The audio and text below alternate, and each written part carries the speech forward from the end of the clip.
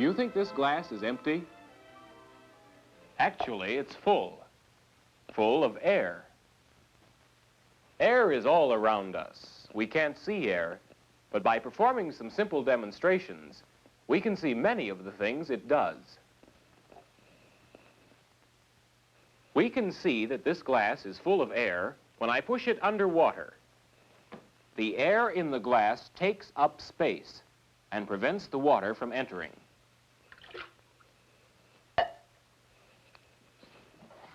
So, air occupies space. Let's demonstrate this again. This glass has a hole in it. I'll cover the hole with my finger to keep the air in the glass. Water cannot enter because air is occupying the space. When I allow the air to escape, the water comes in and takes its place. We know the air in this ball is taking up space. This weight just balances the ball. Suppose I put more air into the ball. Will it be lighter or heavier with more air in it? With this air pump,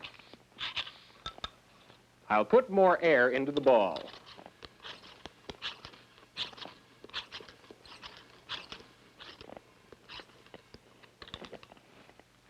Now let's weigh it.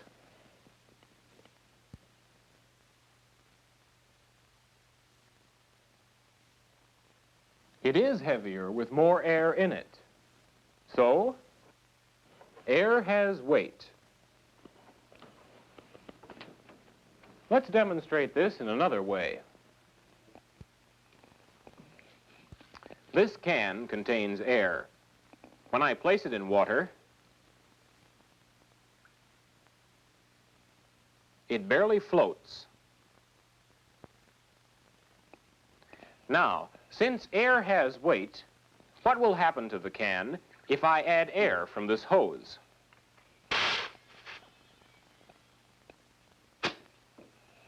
Will it be heavier?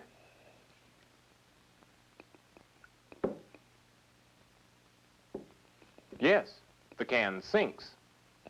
Adding more air added enough weight to the can to cause it to sink. This can is full of air, but I'm going to dry some of it out. I'll put some water in the can,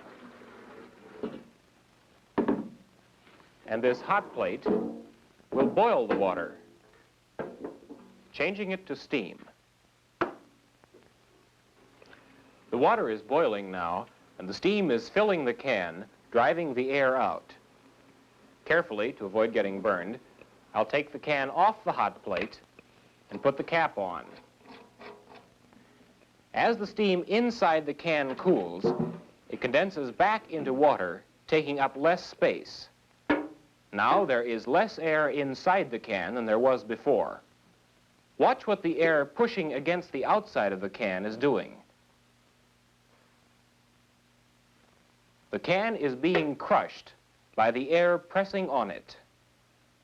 We say air pressure is crushing the can.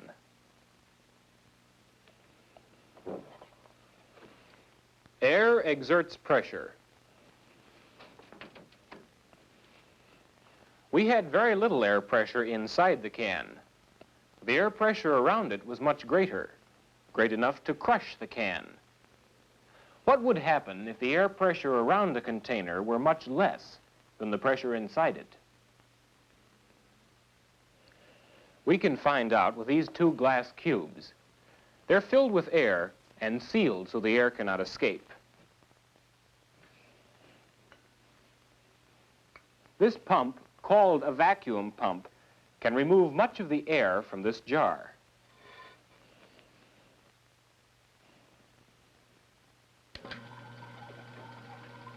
As the air is removed from the jar, the pressure around the cubes is becoming less and less, but the pressure inside the cubes remains the same, pushing out on them.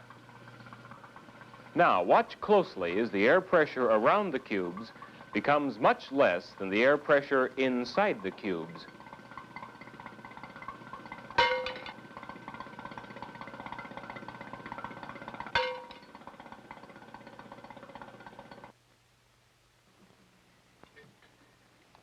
We've seen two effects of changing air pressure. This balloon will help us see what happens as the air pressure changes in the jar. I'll pump the air out of the jar.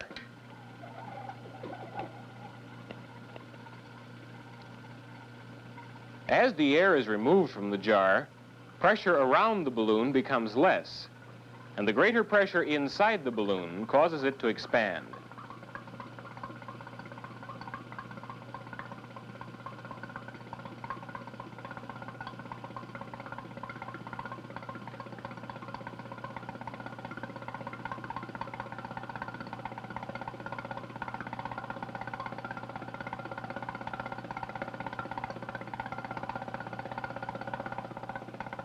Now, I'll let air back into the jar.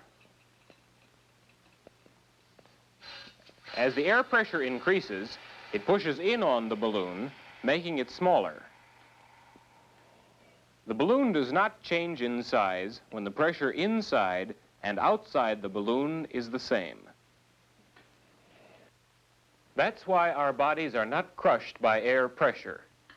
There is pressure inside our bodies that is the same as the air pressure outside our bodies. How great is the air pressure around us? Here's one way we can measure air pressure. This glass tube is sealed at one end. I'll fill the tube with mercury, a liquid metal.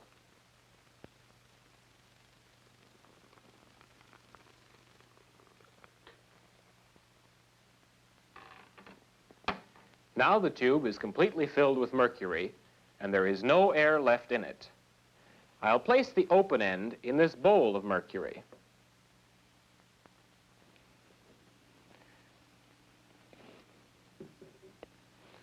To measure the column of mercury, I'll attach it to this yardstick.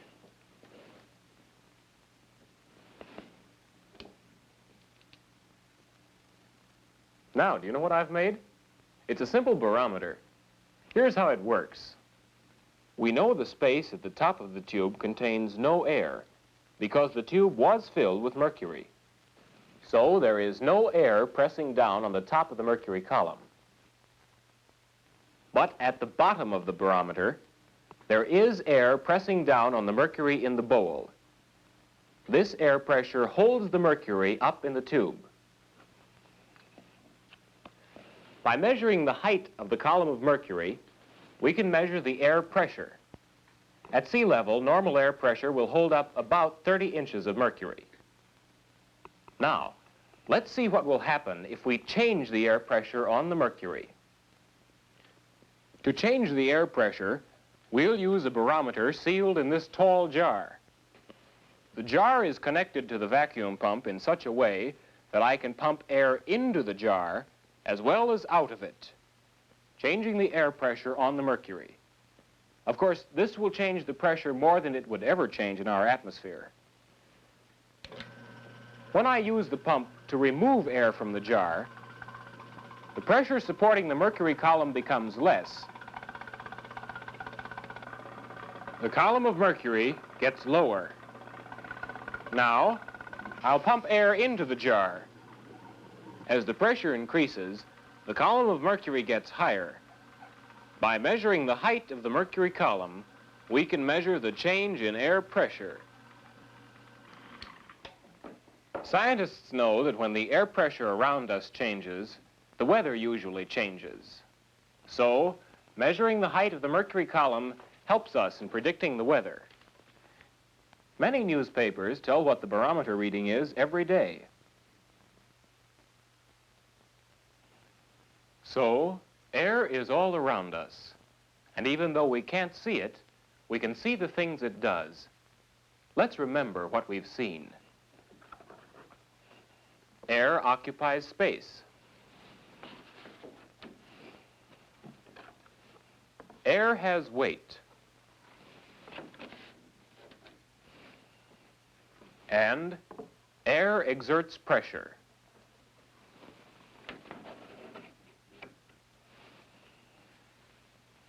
These are three important facts we need to know as we learn more about air and air pressure.